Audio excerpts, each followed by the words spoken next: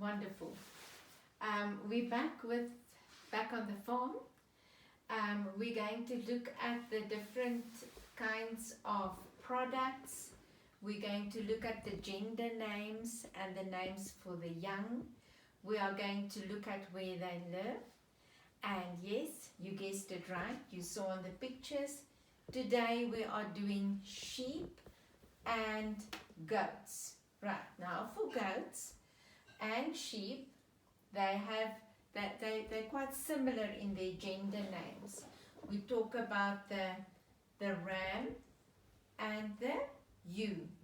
The ram being the male sheep or goat, and the ewe being the female sheep or goat. And then there is the kid as well. I've got some very cute pictures here of lambs and goats, just for you to have fun with looking at. And then I've got a few pictures up here, and this says shearing sheep. Now shearing sheep is what a farmer needs to do to get the wool off the sheep's body and to process it until it becomes wool. So when we talk about shearing sheep, we talk about shearers. Those are the people that are hired, and they come with their shearing tools, and they normally take the sheep into a barn, into a shearing barn, and that is where the sheep is sheared and the wool is sorted, and where the whole product is actually, well, that doesn't happen in the barn. Once the wool is sorted, it gets sent to a factory, and then the factories will then make wool, and they will dye the wool, they wash it, and then once it is a complete product, it's dyed, and you can buy these balls, the ball of wool. Remember, there's a story like that. And then of course some people knit with it, and others crochet, or whichever they're doing, but this has to do with keeping ourselves warm in winter.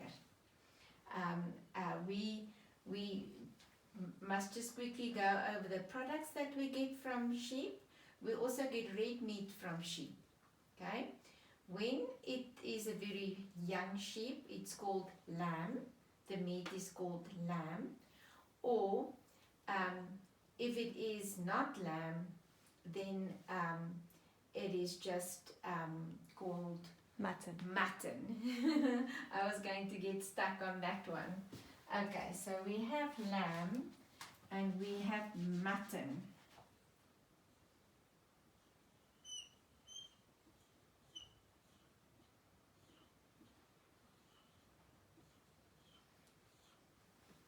Lamb or mutton, that is what we get from sheep.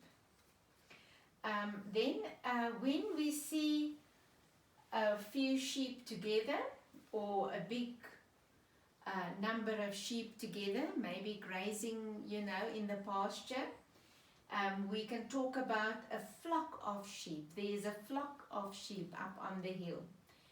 And normally there's many different things that you can call a couple of goats walking together, or in a pasture, or wherever they are feeding, because as far as I know, a goat can eat anything. But I know them as a herd of goats. So we talk about a flock of sheep, a herd of goats. Goats, you can also get goat's milk. We will talk about the products of the animals again today in our poem. We get milk, and therefore we get goat's cheese and all those wonderful things that you make from milk. The same with goats. And then we know that goat's milk is very good for babies. And then also we know that you also get their hair, you get goat's hair. And people also make clothes and carpets out of that. So yes, they give us lots of lovely products, sheep and goats. But now I'm going to go to our Animals Argue poem again. And remember, we always have fun saying this together, so don't you let me down. Okay, let's stand up nicely and say it together. The animals are arguing. The animals are arguing. Who should be the boss? Pig thinks his bacon's best. This makes the others cross. Sheep says, my wool is soft. Dog guards the house and barks, woof woof. Rooster thinks he's clever. He drives away the dog. Cow believes her milk is good. Goat gives special baby food. A little duckling hears the fight and sighs. I wonder who is right. Okay, bye-bye for now.